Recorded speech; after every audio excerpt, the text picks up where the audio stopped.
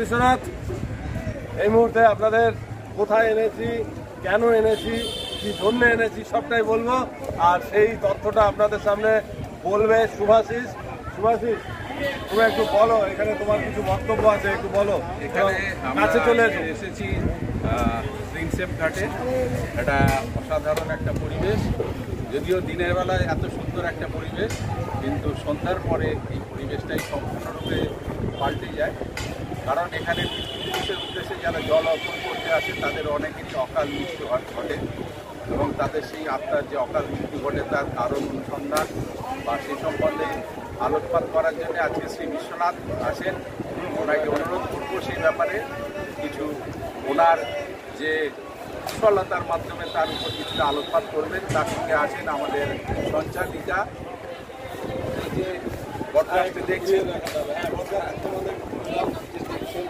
বহু পুরনো ইতিহাসের সাক্ষী। হয়তো এই বটগাছের মধ্যেই কোনো ইতিহাস লুকিয়ে আছে, অবশ্যই এর মধ্যেই হয়তো কোনো রহস্য থাকতে পারে। দেখা যাচ্ছে কোনো নেগেটিভ এনার্জিও এর মধ্যে হয়তো লুকিয়ে থাকতে পারে, যেটা রাতের অন্ধকারের সঙ্গে সঙ্গে বেরিয়ে আসে, এমনটাও হতে পারে। কিন্তু আমাদের এখানে এসেছি জাস্ট আপনাদের ইনফরমেশনটা দেবো বলে। আমাদের সাথে এখন একজন আছে FM এর সঞ্চালিকা পায়েল শুক্লা, তিনিও বলবেন, তার মতামত ব্যক্ত করবেন। আর শুভাশিসও বক্তব্য রাখবেন, আরও কিছু পিতৃপুরুষের সম্বন্ধে। আচ্ছা, এখানে রাত হলে কি হয়? রাত হলে একটা অন্যরকম পরিবেশ। আজকে যে এত ফ্রি, এখন মানুষজন ঘুরে বেড়াচ্ছে, একটা অন্যরকম একটা গা ছমছমে একটা যেন অন্যরকম একটা। রাত হলেই যত রাত গভীর হয় তত গা ছমছমটা বেড়ে যায়, এবং তখন এই প্রিন্সেপ ঘাটে কিন্তু অনেক গল্প, অনেক রহস্য কিছু কিছু তুলে ধরা যায়। হ্যাঁ, কিছু মানে এরকম কোনো ফিলিংস হয়েছে কখনো যে যাচ্ছি এখান দিয়ে মনে হচ্ছে যেন গাটা কেন ভার হয়ে গেল রাতের অন্ধকারে, এমন কিছু অনুভূতি একটুখানি শেয়ার করো? হ্যাঁ, এরকম হয়েছে কখনো যে সন্ধ্যার পরে এটা মনে হচ্ছে যে এই জায়গাটা তাড়াতাড়ি পার হয়ে যেতে পারলে ভালো লাগে। হ্যাঁ, বা এখানে একটু এখান থেকে ছেড়ে একটু অন্য জায়গায় সরে যাই, এরকম একটা ফিলিংস আছে। তো আজকের শ্রী বিশ্বনাথকে বলবো এই ব্যাপারে, উনি আলোকপাত করবেন। আমি এই জিনিসটাই বলতে চাইছিলাম আপনাদেরকে, যে ইনার অনুভূতিটা, যে এই রাস্তা দিয়ে যখন কভার করে রাতের অন্ধকারে, তখন মনে হয় যেন এখান থেকে তাড়াতাড়ি চলে যাই, ছেড়ে দে মাকে দে বাঁচি। ব্যাপারটা কিন্তু তাই। যারা নাস্তিকবাদী চারবাগ, আমি তাদের বলছি, আপনাদের মনেও একটা ভীষণ গুপ্ত আতঙ্ক থাকে, বলেন না আপনারা উপরে সাহস দেখান, কিন্তু এরকম জায়গা দিয়ে যাওয়ার সময় আপনারাও ভাবেন তাড়াতাড়ি জায়গাটা ছেড়ে দিলে বোধহয় ভালো হয়। একটা ভয় ভাব, যেটা উনি বলতে পেরেছেন সেটা আপনারা বলতে পারেন না, এটা আপনাদের ব্যর্থতা। আমি বলবো এটা আপনাদের ব্যর্থতা, বলতে পারেন না নিজের মনের কথা সাহস করে। তো যাই হোক, এবার আমি পায়েল শুক্লার দিকে ছড়িয়ে দেবো, তিনি কি বলেন দেখা যাক।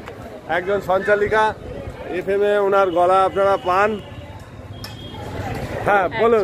আজকে আমরা 26শে জানুয়ারি প্রজাতন্ত্র দিবসের সকলকে শুভেচ্ছা জানাই। তো আজকে আমরা যেহেতু এখানে এসেছি, তো সকাল থেকে আমরা সবাই মিলে, আমার খুব ভালো বন্ধু রাতের কোহেলির বড় প্র্যাঙ্ক, আমি ভীষণভাবে প্রত্যেকটা কথা আমি ভীষণ শুনি তার কাছে। তো তার কথাবার্তা শুনে এতটাই ভালো লাগছে যে মানে কি বলবো, যে মনে হয় যেন সব কিছুর মধ্যে কিছু একটা রহস্য খুঁজতে আমারও ভালো লাগে।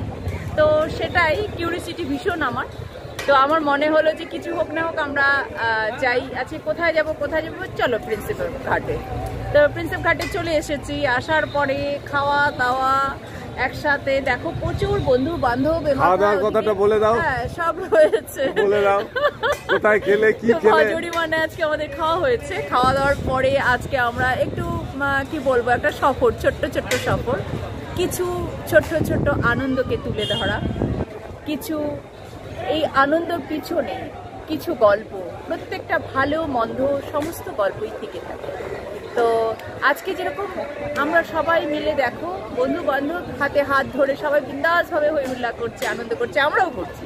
কিন্তু ঠিক রাত্রির পরে, ঠিক সন্ধ্যের পর দেখা যায় কি নিস্তব্ধ রাস্তা, গম গম গম গম, খুব একটা ঠিক ভালো লাগে না। সেই আজকের এই দুপুর পর্যন্ত, বিকেল পর্যন্ত সকলে আসবে যাবে, হই হুল্লা করবে, ঠিক সন্ধ্যে 7টার পরে এই জায়গাটা ঠিক নিস্তব্ধ, অন্যরকম হয়ে যায়। সে ফিলটা আর সকালের ফিল, দুপুরের ফিল সম্পূর্ণ আলাদা আলাদা হয়ে যায়।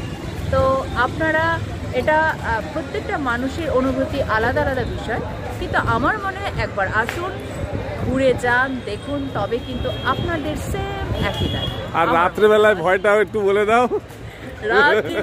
রাত্রিবেলায় যদি রাতের কোহেলি যদি দেখতে চাও, সব থেকে কিন্তু আমি ভীষণ প্র্যাঙ্ক, তবু একদম বলতে হয় মানে মনে হচ্ছে ভীষণ কিউরিসিটি। তো আমার মনে হয় যে না আরেকটু দেখি। মাঝে মাঝে এতটা ভয় হয়ে যায় আমার, তো তখন মনে হয় যে একটু দেখি। দেখার পরে আমার না আর বেশিক্ষণ ওই যে আওয়াজটা হয় না, দরজা খোলার আওয়াজটা, তখন মোটামুটি বুকের মধ্যে একটা ধারাস মনে হয় যেন এরকম একটা। হ্যাঁ, তো তারপরে কিছু হোক না হোক, কিছুক্ষণ দেখার পরে আবার ভাবছি যে এইবার কিছুটা একটু আগিয়ে দিই, যে না মেন সাবজেক্টটাকে একটু আগিয়ে দেওয়ার পরে দেখছি যে না তারপরে যে করে যে আওয়াজটা হয় সত্যি ভয়াবহ। মানে কি বলবো, ভয় হলেও তবু ইন্টারেস্ট আছে। রাত কোহেলি ভীষণ ভাবে তোমরা দেখো, লাইক সাবস্ক্রাইব আরো বাড়িয়ে দাও। আচ্ছা পায়েল, আমি একটা অনুরোধ করবো আমার দর্শকদের তরফ থেকে, 2 লাইন গান, জাস্ট এই যে 2 লাইন। तुमसे मिलना, बात करना बड़ा अच्छा लगता है। Thank you. তো বন্ধুরা যারা ভিডিও দেখছেন, আপনারা দেখুন প্রিন্সেপ ঘাট রেল স্টেশন, গাড়ি এসছে, গাড়ি বেরিয়ে যাচ্ছে, আর এদিকে গঙ্গা, বহমান গঙ্গার বুকে বজরা ভেসে চলেছে, আর তার মধ্যেই পায়েল শুক্লার অনবদ্য বক্তব্য এবং বাড়তি 2 লাইন গান আমাদের রাতের কোহেলির দর্শকদের নিশ্চয়ই ভালো লাগবে। আর নীলাভা এন্টারটেইনমেন্ট আমার ইউটিউব চ্যানেল, সেটা সবাই মিলে শুনবে। কিন্তু শুধু আমি যেমন ভয় পাই, ভয়ের সাথে সাথে কিন্তু আমি হরিনামও জপ করি, ভীষণ ঠাকুর ভক্ত, শিব ভোলে বাবা ভক্ত। তো সেগুলো তোমরা গান শুনবে, তাহলে তুমি দেখবে প্রত্যেক 12 মাসে 13 পার্বণ যদি চ্যানেলে থাকে, তাহলে আমার চ্যানেলে পাবে সব ঠাকুর দেবতার গান। বুঝতে পেরেছো? সবাই শুনবে, একদিকে ভূতের ভয় পাচ্ছ, একদিকে ঠাকুরের জপ করো। আর শুধু তাই না, দুদিকে মিলে ঝুলে চলে যাবে। পায়েল শুক্লা নিজে গান গায়, আপনারা ভিডিওটা দেখবেন, সাবস্ক্রাইব করবেন। নিজে গান গায় কিন্তু খুব ভালো লাগে, আমিও দেখি, আপনারাও দেখবেন, ভালো লাগবে। শুভেচ্ছা রইল, বাই।